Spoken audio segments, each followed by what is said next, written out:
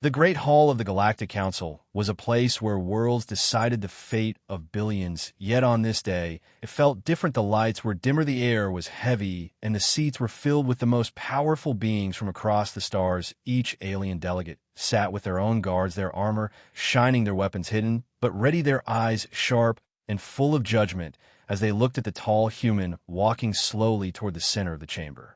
He wore a black suit, perfectly tailored, his white shirt, spotless, his tie, a simple dark blue, his shoes silent against the polished floor, his hands were behind his back, his face calm. And without fear, the human's name was Elias Ward, and this was the first time a representative from Earth had been invited to speak in the council chamber since the tensions began months ago, when trade disputes turned to threats, and threats turned to open battles in the border sectors. The war was not yet official, but everyone in the room could feel it coming like a storm on the horizon.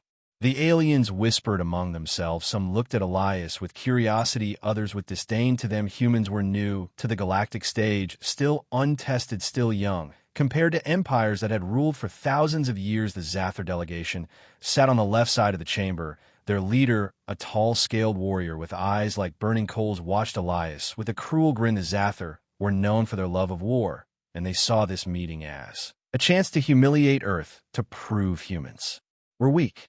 Elias reached the center and stood in the circle of light. His eyes moved slowly across the room, meeting the gaze of each delegate. He did not speak, yet the whispers grew louder. Some aliens felt something strange, like a low hum deep inside their bones. It was not sound, it was something older, something primal, that told them they were in the presence of a predator, one that did not need to roar to be dangerous.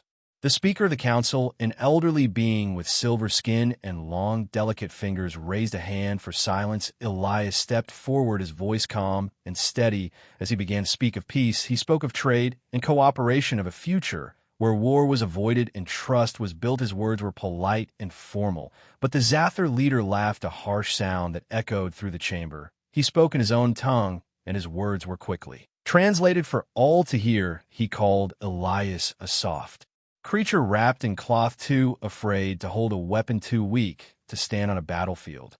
A few other delegates chuckled at the insult, but Elias did not react. He simply continued his speech as if nothing had been said. The Zather leader's grin widened. He made a gesture, and one of his soldiers, a massive brute with thick armor, stepped forward from behind him. The soldier's footsteps were heavy, the sound sharp in the silent hall.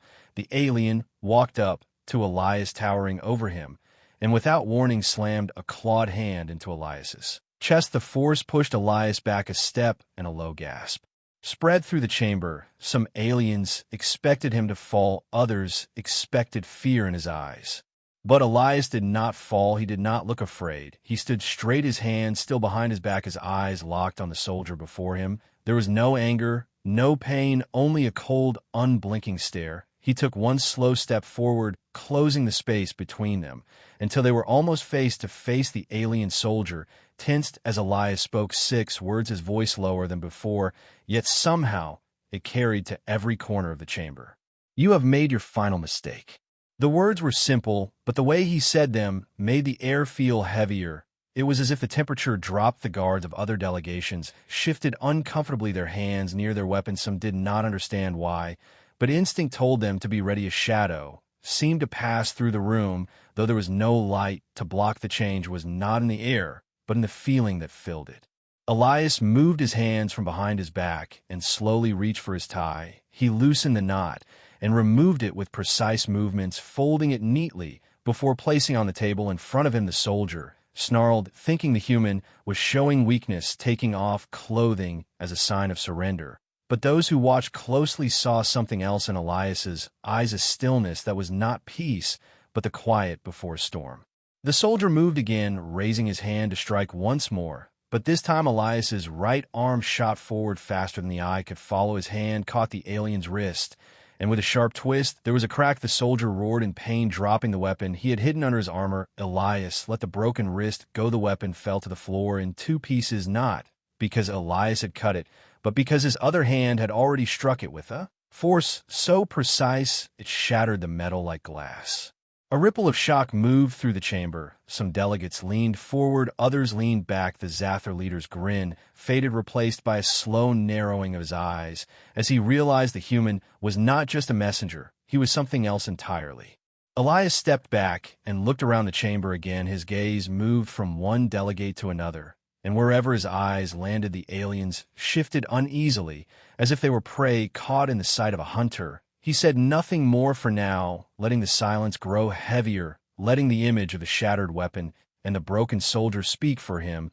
The Speaker of the Council cleared his throat, but his voice trembled. When he spoke, the meeting was meant to discuss terms of peace, yet every being in that chamber now knew something had changed. The balance of power, the sense of who held the upper hand, had shifted in the span of seconds. And though Elias stood there in his neat suit, without armor, without an army, without a visible weapon, the thought that began to form in the minds of the delegates was the same. This was not a man who needed those things. This was something else, something older and far more dangerous. The alien soldier stood clutching his broken wrist, his eyes full of pain and rage, yet he dared not attack again, because the look in Elias Ward's eyes was not one of fear or weakness. It was the cold stillness of someone who had already decided what would happen next and would not need to strike twice to make his point. The soldier stumbled back toward his leader, who watched in silence, trying to hide the fact that for the first time in many years he felt a flicker of doubt. Elias stepped forward, his shoes silent against the polished floor, every step measured, every movement calm, and without hurry. The air around him seemed to press in heavier, as if the very space knew it was carrying the presence of something dangerous. The alien guard from other delegations shifted their positions, their eyes following the human closely, some tightening their grip on their weapons, others tried to make themselves appear smaller, though they would never admit fear in front of the council. The Speaker of the Council tried to speak again, but his voice was softer now, as if the authority in his words had been taken from him. He asked for calm, he asked for order, but Elias did not stop moving until he stood only a few steps from the Zather leader. The warrior's scaled skin caught the light in shades of green and bronze. His burning eyes locked on Elias, as if trying to burn a hole through him, yet beneath that fire was something harder to hide, the awareness that this man was not what he seemed.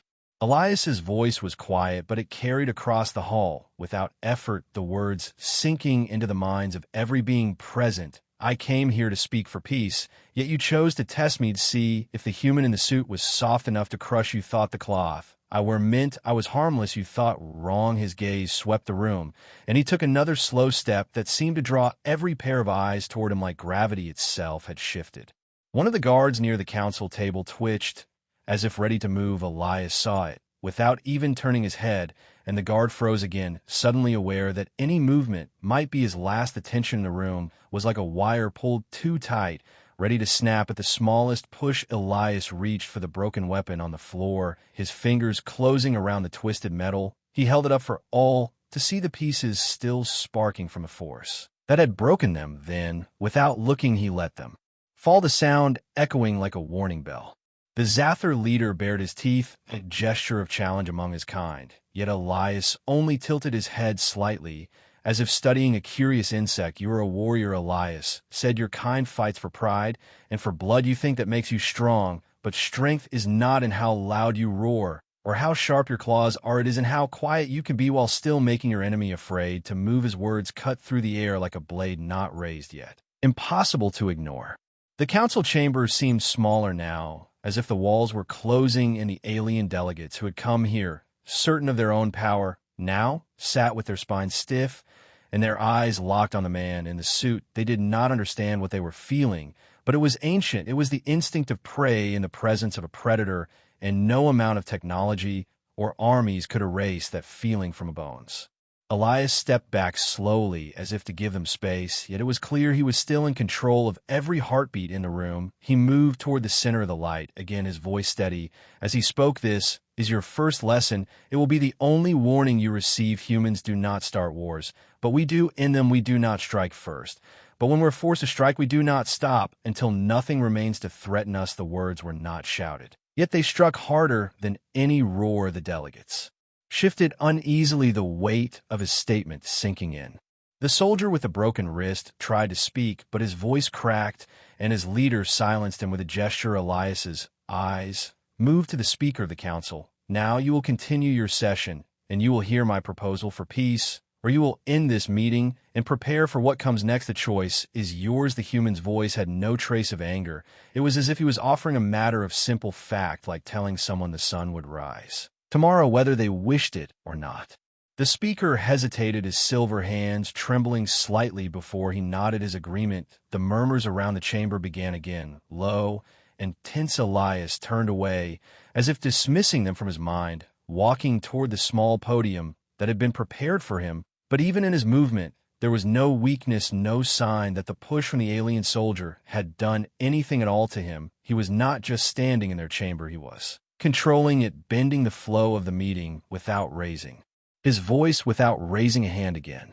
The Zather leader leaned back in his seat, his eyes never leaving Elias's mind, racing through every story he had heard of human soldiers, the ones who fought in the silent wars on the edge of known space, the ones who were never officially recognized, but left battlefields so quiet no one dared to speak of them. Elias Ward might have been wearing a suit and speaking a piece, but the warrior in him was only hidden, not gone, and now everyone in the chamber knew it.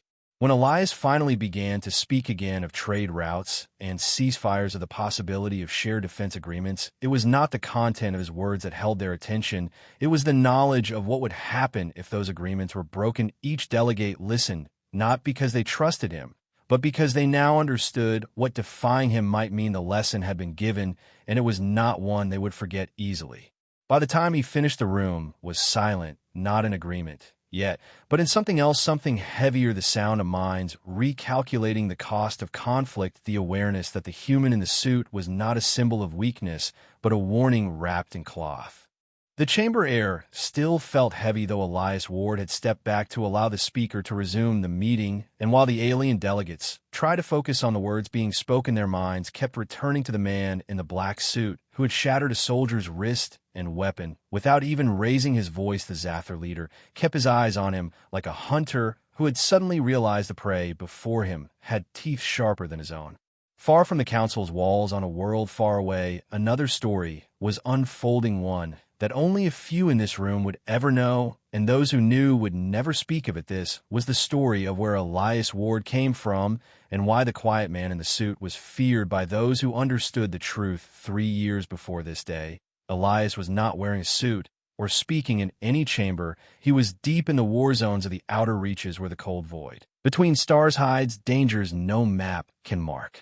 He was part of a unit so secret even most governments on Earth did not know its name. They called it the Ghost Division, a force trained not to fight wars in the open, but to end them before they began. Their missions left no witnesses, no survivors, only silence. They moved in shadows and disappeared without trace.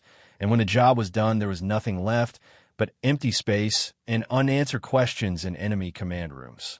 Elias was one of the best in that division. His record held missions so dangerous that even in the official archives, the details were removed, replaced only with a single word: successful. He had led teams into enemy fleets disguised as cargo ships. He had walked alone into warlord fortresses and walked out again, leaving only smoke behind.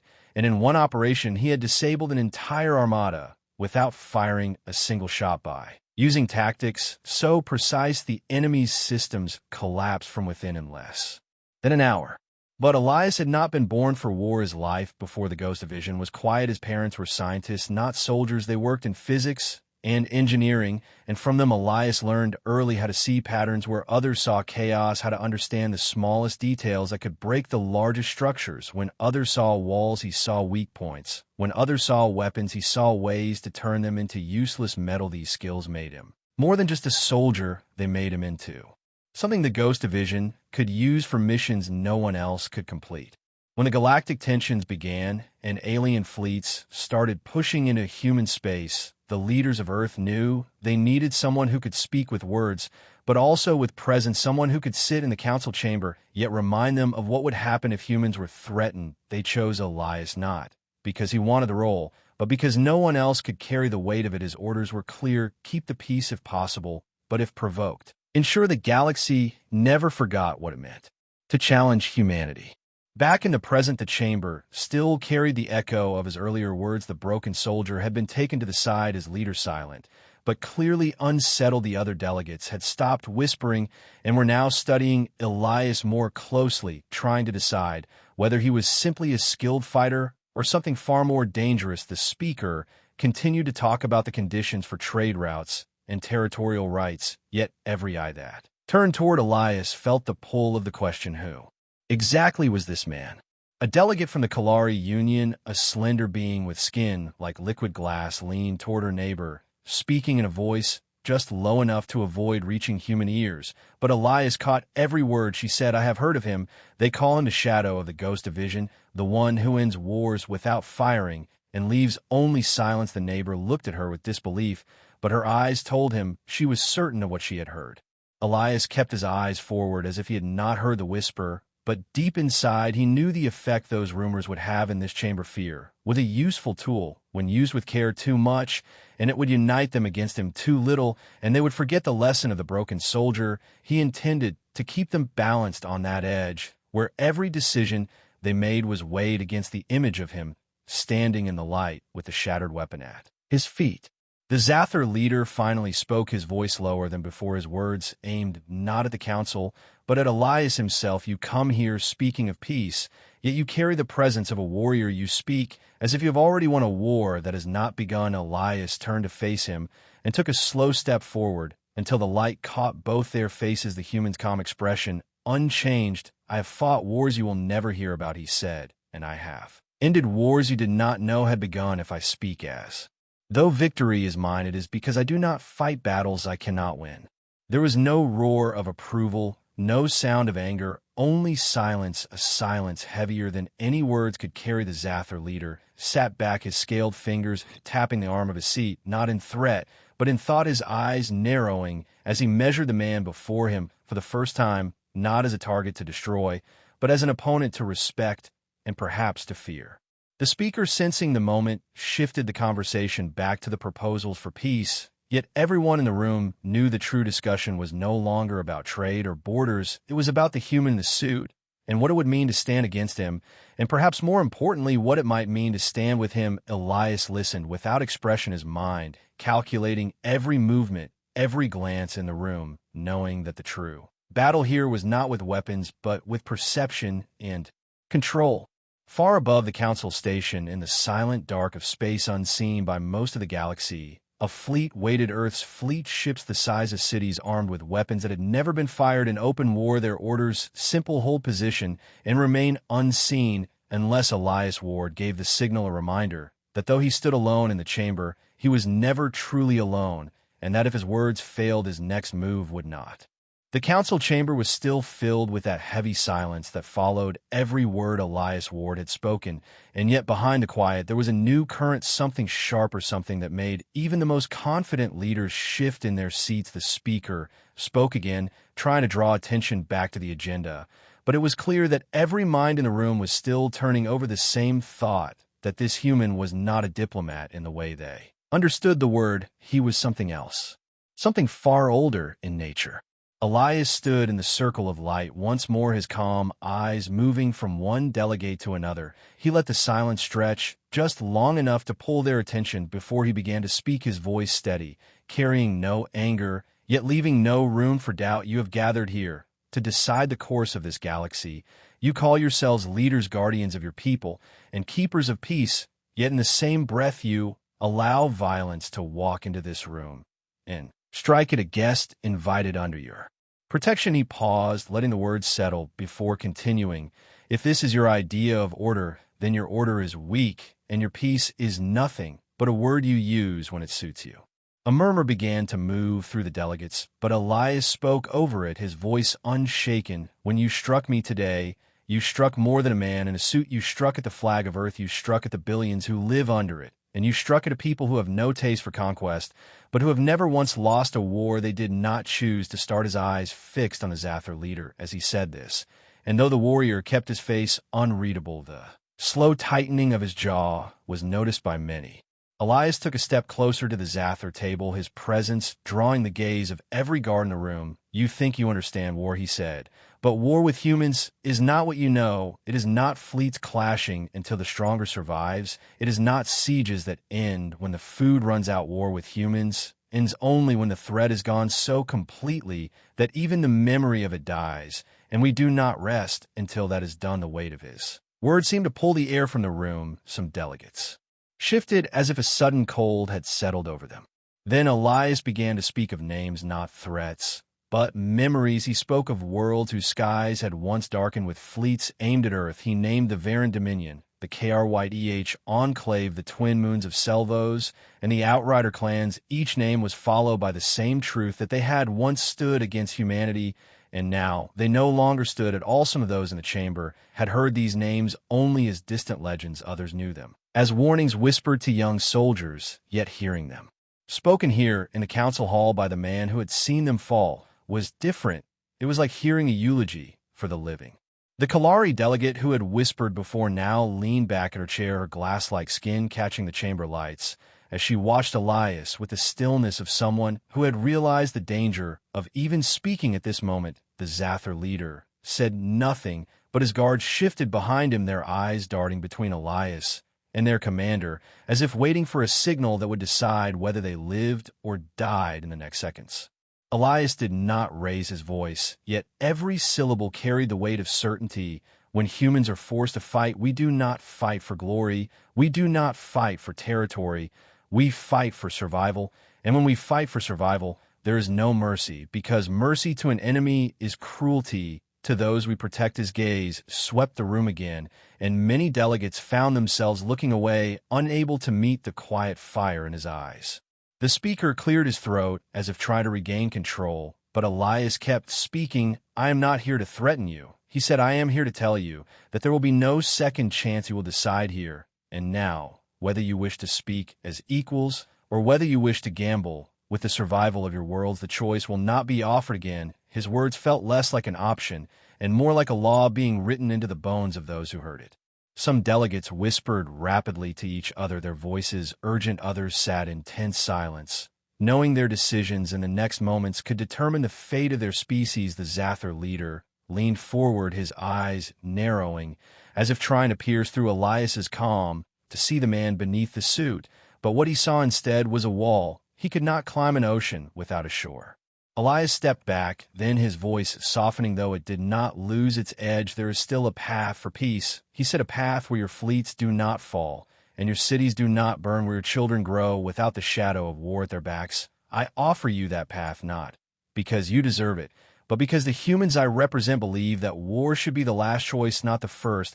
But know this, if you turn away from that path, we will walk the other one, without hesitation and without looking back."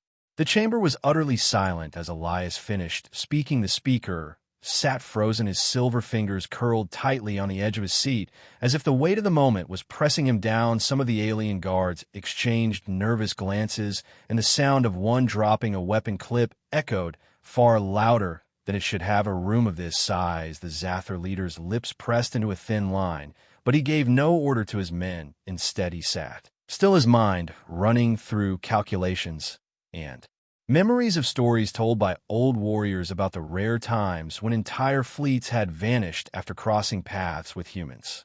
The warning had been given, and it was not one that could be ignored. Elias knew the weight of it, and he let it settle in the minds of those present like a slow poison that would not leave them no matter how far they traveled from this room. For in the quiet space between his words and their next decision, they had seen not just a man in a suit, but the shadow of what lay behind him.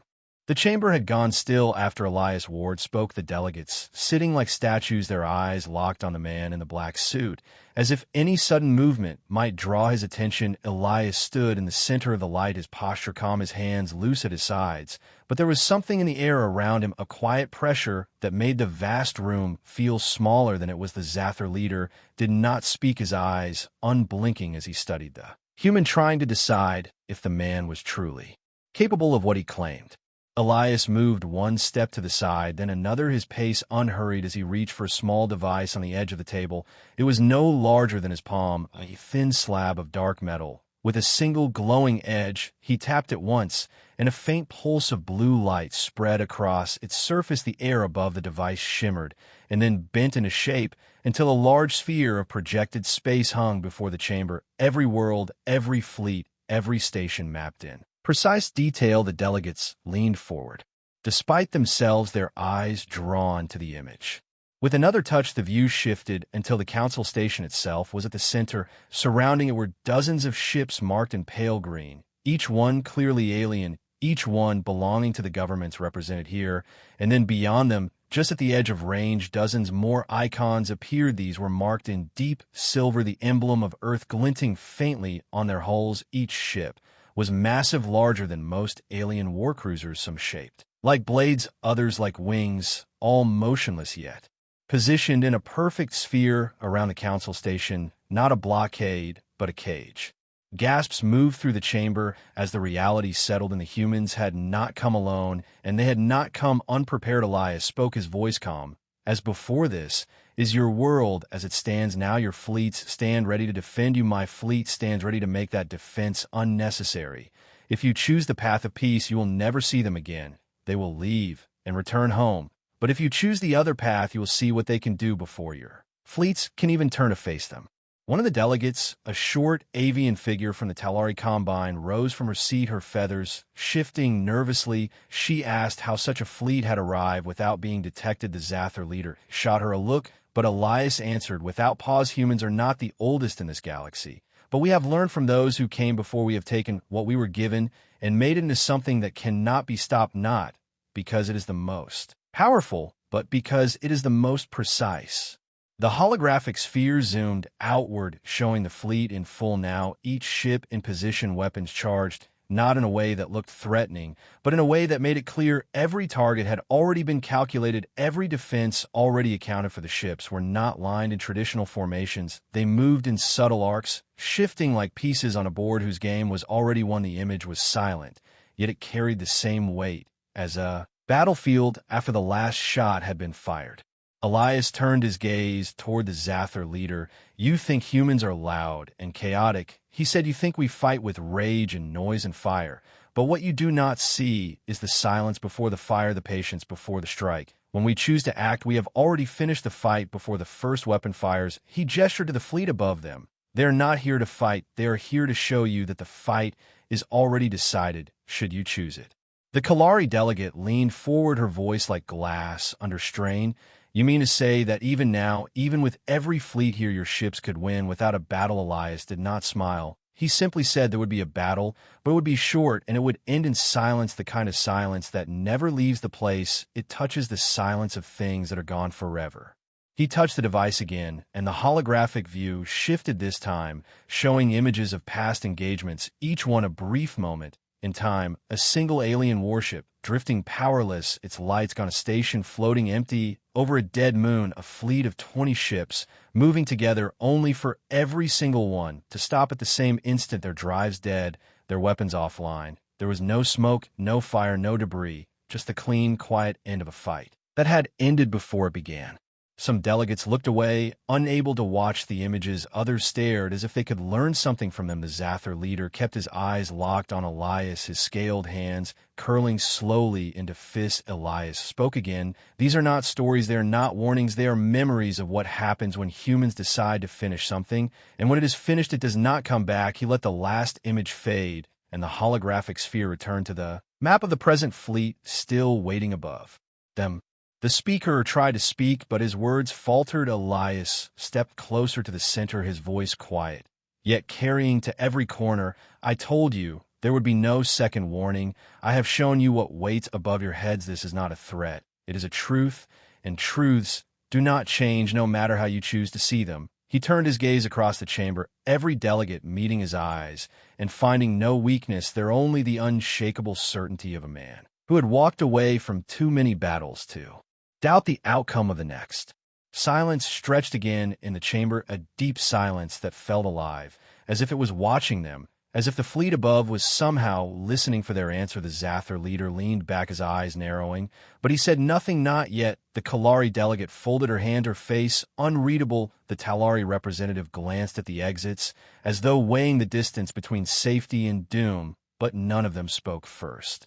Elias let the moment grow, letting the image of the fleet burn into their minds, until it would be the first thing they saw in their dreams, and the last thing they saw before waking. For this was the true show of power, not in the weapons themselves, but in the quiet knowledge that they were already in place, already ready, and that their presence alone could change the course of a galaxy, without a single shot fired. The silence in the council chamber stretched like a shadow that had no end. The lights above hummed faintly, but even that sound seemed far away, as if the air itself had grown heavy. The delegates shifted in their seats, yet no one wanted to be the first to speak, because they all knew that whatever came next would shape the future of every world. They represented Elias Ward, stood in the same place as before, unmoving, his presence a still point in the center of the storm that had yet to break. His black suit unwrinkled, his eyes steady and cold as the deep void outside. The Zather leader finally leaned forward, his scaled fingers tapping the edge of the table, each tap slow and deliberate. When he spoke, his voice was low, but it carried across the chamber. You have shown us your fleet, you have shown us what they can do, but you have not told us why we should believe that you would not use them, even if we chose peace. Elias tilted his head slightly, his expression unreadable. Because belief, he said, is not something I can give you. It is something you choose, and if you choose not to, then you will simply live with the knowledge that I am telling the truth, whether you accept it or not. The Kalari delegate, with her silver skin and sharp eyes, leaned forward. As well, you have made your point, human, but the council does not make decisions out of fear. We make them out of necessity, Elias replied. Then let this be your necessity, the necessity to survive, the necessity to keep your people safe, the necessity to walk away from a path that ends only in silence. He reached down and touched the small device again. The holographic sphere shifted to show the interior of a human ship, its corridors bright and sterile, its crew moving with purpose, each step precise, as if every second was accounted for. No one looked toward the camera, yet every action was deliberate. A team of engineers working on a device that glowed with a deep blue light, a squad of armored soldiers standing ready, not with weapons drawn, but with the kind of stillness that spoke of endless training. The delegates could see that these were not random displays. These were the hands that could deliver the silence Elias had promised. One of the delegates, a tall being of pale light from the Ortiz Union, finally spoke, her voice like the whisper of glass breaking. Why have you come here, Elias? Why send a diplomat when you could have sent a general? Elias looked at her and answered, because generals start wars and diplomats end them, and I am here to end something before it begins. You think I am here to fight you, but I am here to give you a chance to choose peace before the only choice left is survival. The Zather leader narrowed his eyes and asked, and if we do not choose peace? Elias stepped closer, his voice calm. Then you will learn how quiet the end of everything can be, and you will learn it quickly. The fleet above will not wait for long. The Speaker of the Council finally stood, his tall frame casting a shadow over the table. His voice trembled slightly, but he kept it steady enough. The council will deliberate, he said. We will vote and decide. Elias nodded once, then turned the device off. The holographic sphere vanished, leaving only the vast room and the sound of the speaker's voice as he announced a recess. The delegates rose from their seats, moving to smaller groups, each one speaking in urgent whispers, some glancing toward Elias, others avoiding his gaze entirely. The Zather leader spoke in low tones with his advisors. The Kalari delegate folded her arms, listening as two of her aides spoke rapidly. The Talari representative paced back and forth, her feathers twitching. The Ortiz delegate simply stood still, her glowing form faintly dimming as if in thought.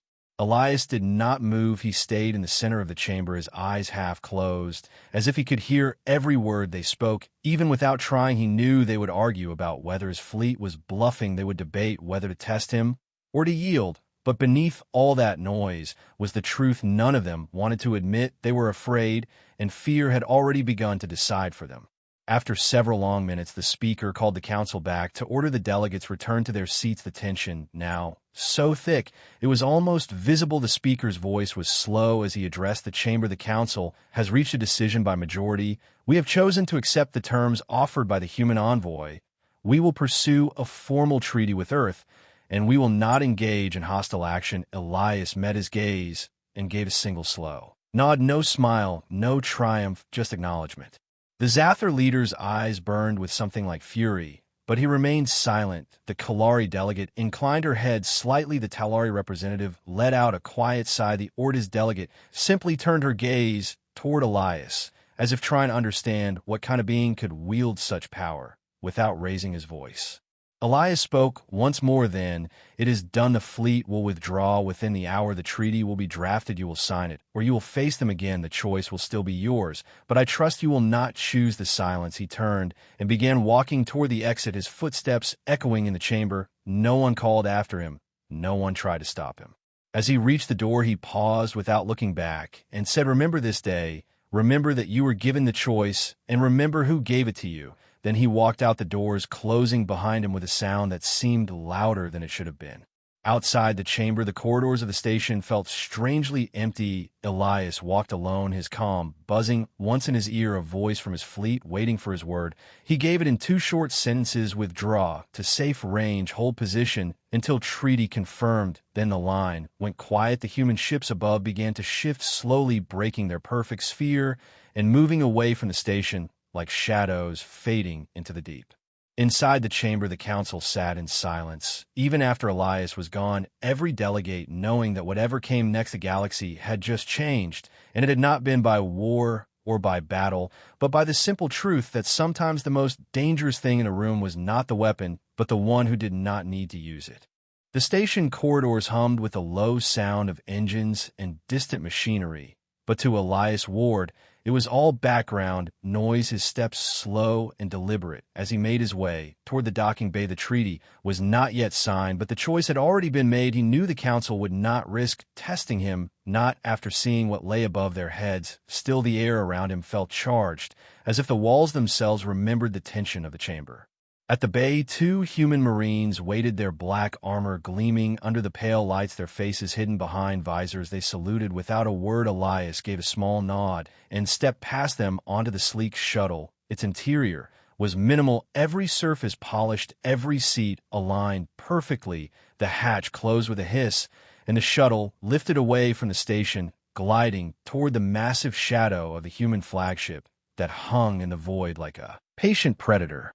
The flagship swallowed the shuttle into its docking cradle, and as Elias stepped onto the deck, the crew straightened as one, their eyes tracking him, but their hands never pausing from their duties. The captain, a tall woman with short dark hair, approached. Her voice, "Even the council has agreed." Elias answered, "They have, and they will sign." The captain studied him for a moment, then asked quietly, "Was it enough?" Elias gave no answer. Instead, he walked toward the viewing platform that overlooked the fleet. Through the reinforced glass, he could see the lines of ships holding position, their hulls dark against the stars, every vessel a blade, waiting to be drawn. He could almost hear them breathe in unison, waiting for his next word. The captain joined him, her hands clasped behind her back. She said, "They still fear us." Elias did not turn his gaze from the stars. "Fear is good," he replied. "It keeps them from making stupid choices."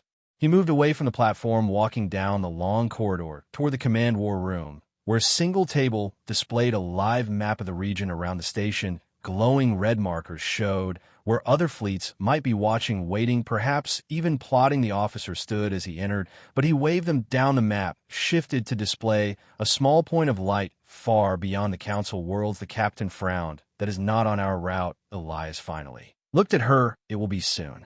The image expanded, showing a barren moon with jagged ridges and deep craters. Sensors flagged faint energy readings hidden beneath its surface. The captain asked, "What is there?" Elias replied, a grave and a warning. She tilted her head, waiting for more, but he said nothing. Instead, he gave the order, "Prepare a message to the council. Inform them that Earth requests one final meeting at these coordinates within 72 hours. The captain's eyes narrowed. "You think they will come?" "They will," Elias said, "because they will want to know why."